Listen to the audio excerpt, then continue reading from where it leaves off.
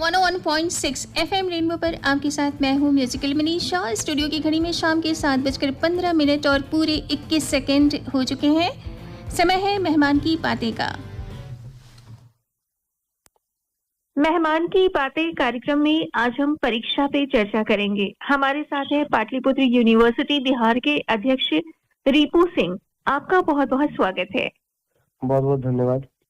साल के अंत में बहुत सारी परीक्षाएं होती हैं। पाटलिपुत्र यूनिवर्सिटी में फिलहाल यूजी सेमेस्टर 1 की परीक्षाएं चल रही हैं। वर्तमान परीक्षा प्रणाली को आप कैसे देखते हैं? हम लोगों का पाटलिपुत्रा तो अभी 2017 में हुआ और 2017 से पहले जो हम लोगों का परीक्षा प्रणाली था और ये सारे जो सिस्टम थे, थोड़ा आप कह सकते हैं कि आधुनिक उस समय नहीं था। और अभी एआई का जमाना है और अभी नया जनरेशन आ चुका है। तो 2017 से लेके और 20 में जो भी शेड्यूल्स थे वो पाटलिपुत्रा जब 2017 में मनोनीत हुआ तो एक नया हम लोगों का एजुकेशन सिस्टम बना, पाटलिपुत्रा का पोर्टल। तो पाटलिपुत्रा का हम लोगों का जो पोर्टल है वो हम लोगों का ऑनलाइन पोर्टल है। ऑनलाइन पोर्टल में छात्रों और छात्र हुआ या गार्जियंस हुए, जितने भी लोग हुए, उनके लिए बहुत सारी सुविधाएं आई ऑनलाइन में। ऑनलाइन में क्या होगा, किसी को एडमिशन लेना है वो फॉर्म आप ऑनलाइन अपना कर सकता है पोर्टल पे। किसी का एग्जाम्स है वो ऑनलाइन अपना रजिस्ट्रेशन भर सकता है, एग्जामिनेशन फॉर्म फिल कर सकता है, एडमिट कार्ड ऑनलाइन डाउनलोड कर सकता है। तो इस तरह की सारी सुविधाएं हमारे यहाँ इस नए पाटलिपुत्रा के पोर्टल पे ये उपलब्ध है और ये सारे छात्रों के लिए ये आसान हो गई है। तो हम लोगों का ये प्रणाली है आसान हो गया। ये पाटलिपुत्रा ऑनलाइन होने से बहुत आसान हो गया और सुविधाएं भी अच्छी है और हमारा सेशन भी अच्छा है। पिछले कुछ वर्षों में परीक्षा को लेकर क्या बदलाव हुए हैं? पिछले कुछ वर्षों में 2020 में हमारे जो नए रूल्स आए हैं, उस नए रूल्स में क्या हुआ है कि कुछ बदलाव किए, क्या आधुनिक बदलाव हुए।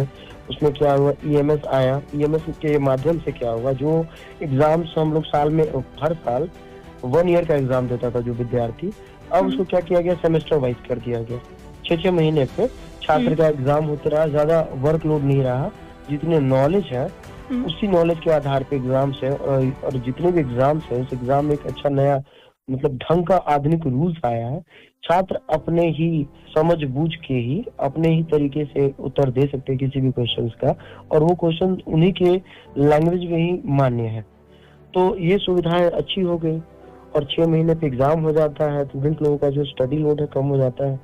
और मतलब सिलेबस भी उनका हाफ हो गया। अगर 6 मंथ्स पे एग्जाम हो रहा है तो 6 मंथ पे है तो सिलेबस भी उन लोगों का हल्का हो गया और ये पहले से ज्यादा रिलीफ है छात्रों को इस नए एजुकेशन सिस्टम में और नए ईएमएस का जो रूल्स है उसके अनुसार। एग्जाम सिस्टमैटिकली कंडक्ट होना जरूरी है, तो इसके लिए क्या व्यवस्थाएं होती हैं? एग्जाम सिस्टमैटिकली जब कंडक्ट होता है तो उसके लिए व्यवस्था ये होती है कि छात्रों का क्वेश्चन पेपर सेट करना, उसके लिए टीम अलग काम करती है और यूनिवर्सिटी उसके लिए अलग एक टीम बनाती है जिनका एग्जाम का क्वेश्चन सेट करना। हर छात्रों का क्वेश्चन पेपर मतलब चेंज होते रहना कि अगर बेंच नंबर फर्स्ट पे अगर कोई विद्यार्थी बैठा हुआ रोल नंबर 1 तो उसका क्वेश्चन पेपर कुछ और है, सेकंड वाले का जो क्वेश्चन है वो कुछ और है। तो उस तरह से क्वेश्चन को चेंज करके और तैयार करना, ये जो हमारे एग्जाम कंट्रोलर्स होते हैं ये उन्हीं के कमांड में होता है और ये सारी सुविधाएं करनी होती है। छात्रों को कैसे बैठाना है, एग्जाम कैसे देना है, उन लोगों का पेपर का शेड्यूल तैयार करना है, सेट तैयार करना है और मतलब इस तरह की सुविधाएं बहुत सारी हैं हमारे पाटलिपुत्रा में जो की गई है इस बार चेंज। तो ये भी चीजें बढ़िया है विद्यार्थियों के लिए। क्या होता था कि एक ही क्वेश्चन पूरे सेंटर पे हुआ करता था, पूरे जिला वाइज होता था। क्वेश्चन कोई हिंदी का ऑनर्स का पेपर कोई बच्चा दे रहा है तो उसको जो सेट 1 मिला क्वेश्चन पेपर वो सारे क्लास में वही सेट बैठ रहा है, सेम हूबहू कॉपी क्वेश्चन हुआ करता था। तो ये सारे जिला में होता था। उससे क्या होता था, क्वेश्चन लीक करना बहुत आसान होता था, चोरी करना आसान होता था। ये सारी सुविधाएं जो है विद्यार्थियों को मतलब डल करके रखी हुई थी क्योंकि उन लोगों को पता होता था कि हम एग्जाम देना, एग्जाम तो बहुत इजी है क्योंकि सारा क्वेश्चन तो सेम होता है। उससे क्या कंपटीशन से वो लोग पीछे हो गए सारे छात्र हमारे। अभी के जनरेशन में सारे क्वेश्चन चेंज है, हर क्वेश्चन सेट में अलग क्वेश्चन होते हैं और ये जितने भी क्वेश्चन है सेट अलग कर दिया गया। लेकिन अभी सुविधाएं क्या है कि छात्र अपने लैंग्वेज में जो उसको क्वेश्चन जो अगर एक क्वेश्चन को अगर कोई विद्यार्थी 2 बार रट लेता है, पढ़ता है तो उसके दिमाग में सेट हो जाता है क्वेश्चन में क्या पूछा गया, भाव क्या है, उसके अनुसार वो अपने लैंग्वेज में आंसर वो दे सकता है, जो उसको समझ में आए वो लिख सकता है। उसके अनुसार जो कॉपी चेक होगा तो उसमें भी उनके अंक जो मिलेंगे उनके अनुसार मिलेंगे, कटेंगे नहीं अंक, अगर अपने अनुसार वो लिखता है तो। परीक्षा के अलावा पढ़ाई के दौरान आर्थिक रूप से कमजोर छात्रों को वो क्या सुविधाएं मिलती हैं, जैसे स्कॉलरशिप मिलना या फिर छात्रावास, मतलब इस तरह के फैसिलिटीज जो हैं, इसके लिए टर्म्स एंड कंडीशंस क्या हैं? छात्रों के लिए बहुत सारी योजनाएं हैं, स्कॉलरशिप योजनाएं हैं, जैसे कि प्री मैट्रिक हुआ, पोस्ट मैट्रिक हुआ, स्कॉलरशिप PM केयर हुआ, या AICT का योजना वगैरह हुआ, बिहार सरकार का, जैसे स्टेट गवर्नमेंट का हुआ, सेंट्रल गवर्नमेंट का। तो जितने भी योजनाएं हैं विद्यार्थियों के लिए, छात्रवृत्ति और स्कॉलरशिप का, मतलब स्टेट लेवल का हो या सेंट्रल लेवल का, उसमें क्या सुविधाएं हैं मैं बता देता हूँ। अगर कोई भी विद्यार्थी बहुत कमजोर है, आर्थिक रूप से वो बहुत कमजोर है, वो उसको सुविधाएं नहीं मिल सकती है, तो चाहेगा तो हर साल योजना पोर्टल पे, मतलब हर 6 महीना पे पोर्टल खुलता है विद्यार्थियों के लिए, और वो पोर्टल पे फॉर्म फिल कर सकते हैं। वो अपना कैटेगरी अपना स्थापित कर सकते हैं कि हाँ मैं कैटेगरी OBC से हूँ, SC/ST हूँ, एनी अदर कोई भी कैटेगरी से मैं बिलोंग करता हूँ। तो उसके लिए हर साल, मतलब स्टेट गवर्नमेंट हो या सेंट्रल गवर्नमेंट, अगर वो योजना फॉर्म फिल कर देता है स्कॉलरशिप का, तो हर साल उसको 20,000 रुपए का आर्थिक मदद उसको गवर्नमेंट कर सकती है। वो जो अमाउंट होगा छात्र के सीधे अकाउंट पे हो जाएगा, अगर वो ग्रेजुएशन वगैरह कर रहा है तो। और अगर वो अदर BTech वगैरह भी कर रहा हो या अदर कोई भी टेक्निकल कोर्स कर रहा है और वो आर्थिक रूप से बेचारा डल है, तो उसके लिए भी वो इतनी सुविधाएं हैं कि 4 लाख तक का, 4.5 लाख तक का स्कॉलरशिप वो ले सकता है, पढ़ सकता है बतौर। अगर जो अदर बच्चे हैं जो ग्रेजुएशन वगैरह कर रहे हैं बिहार लेवल पे, बिहार स्टेट में कर रहे हो या अदर स्टेट में कर रहे हो, ग्रेजुएशन कर रहे हैं, उनकी छात्रवृत्ति हुई, या तो छात्रों को स्कॉलरशिप के तौर पे, जैसे कि अगर कोई विद्यार्थी पढ़ रहा है और उसको रहने, खाने और पढ़ने की सुविधा नहीं है उसके पास, तो क्या है कि बिहार सरकार में बहुत सारे कॉलेजों में हॉस्टल की सुविधा है, वहाँ खाने पीने की सुविधाएं हैं, वहाँ रहने के लिए बेड हो, बिस्तर हो, या मतलब जितने भी उनके इक्विपमेंट्स है रहने के लिए, वो बर्तन वगैरह हुए या स्टडी टेबल हुआ, ये सारी सुविधाएं छात्रवृत्ति में, छात्रों को हॉस्टल में भी सुविधाएं मिल रही है। प्लस उनके पढ़ने के लिए स्टडी मटेरियल के लिए भी गवर्नमेंट उनको पैसा दे रही है। ये तो हो गया इस तरह के छात्र जिनके लिए हॉस्टल मुहैया कराया गया।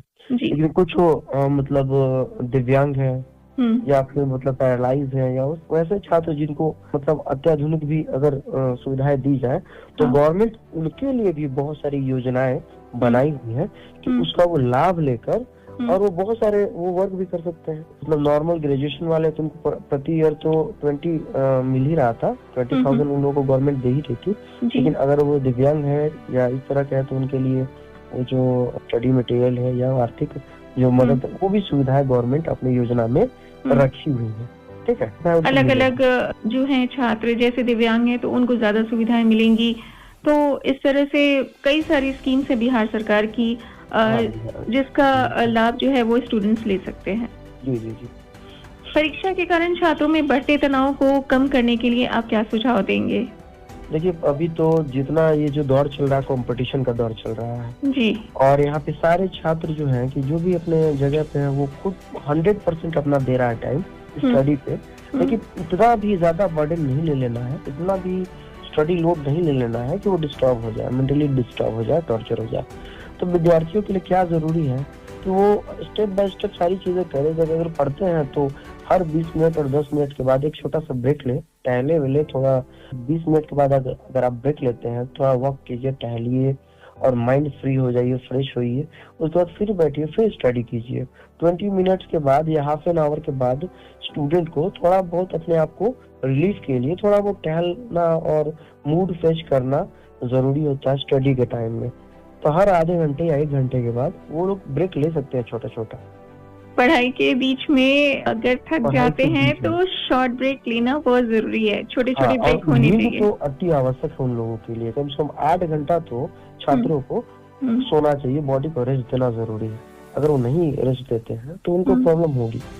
तो फिर ये स्ट्रेस मतलब कम नहीं कर पाएंगे, मतलब उतना नींद पूरा करना और उसके बाद पढ़ाई करना और पूरा फ्रेश होकर, जैसे कि आपने कहा कि छोटे छोटे ब्रेक लेकर अगर पढ़ाई करते हैं तो उससे माइंड भी फ्रेश रहेगा और जो स्ट्रेस हो रहा है, जो तनाव जो उनको हो रहा है वो नहीं होगा एग्जाम को लेकर। अच्छी नींद लेना, पौष्टिक भोजन, नियमित व्यायाम करना, एक्सरसाइज वगैरह, छोटे छोटे ब्रेक लेते रहना, साथ साथ पढ़ाई भी करते रहना, ठीक ना। ये सब चीजें जो है कि बच्चों के लिए बहुत जरूरी है। और अंत में छात्रों के उज्जवल भविष्य के लिए नए साल में आपकी क्या शुभकामनाएं हैं, क्या संदेश देंगे? मैं सभी को ये बोलूंगा, प्रिय छात्रों, नए साल की हार्दिक शुभकामनाएं आप सभी को और आपके इस परिवार को भी हमारी तरफ से बहुत सारी बधाई नए साल के लिए। नए साल में हम यही कहेंगे कि तनाव से मुक्त रहें और पढ़ाइयाँ करें और अपने गार्जियंस और अपने परिवार की बातें माने और उनसे सुझाव लें अपने आने वाले भविष्य के लिए। अगर आपके घर में कोई भी एक्सपीरियंस बन रहा है या कोई परिवार में ऐसे गाइडेंस है जिनसे आप बातें करते रहें और उनसे फ्रैंक रहें, गार्जियन से फ्रैंक रहें, टीचर से फ्रैंक रहें, और जो भी ढंग के व्यक्ति है जो आपके भविष्य के बारे में कुछ नया संदेश दे सके, उनसे आप बातें करें और उनसे हमेशा सुझाव, अपने सीनियर से हमेशा बात करते रहें, सुझाव लेते रहें, कुछ आने वाले भविष्य के लिए कुछ अपना एडवांस, कुछ ना कुछ अपने बारे में कुछ नया सोचे और विचार करें और अच्छे काम करें। बहुत मोटिवेशनल बातें आपने बताया है सभी छात्रों को। नए साल में बहुत सारी परीक्षाएं शुरू होने वाली हैं, लेकिन सही मार्गदर्शन मिलने से निश्चित तौर पर सफलता मिलती है। आपने जो सुझाव दिए हैं छात्रों को, इससे वो जरूर लाभान्वित होंगे। परीक्षा पे चर्चा के लिए और प्रोग्राम में हमारे साथ जुड़ने के लिए रिपू सिंह जी, आपका बहुत बहुत शुक्रिया। आप सबको बहुत बहुत धन्यवाद हमारी तरफ से। Come on everybody.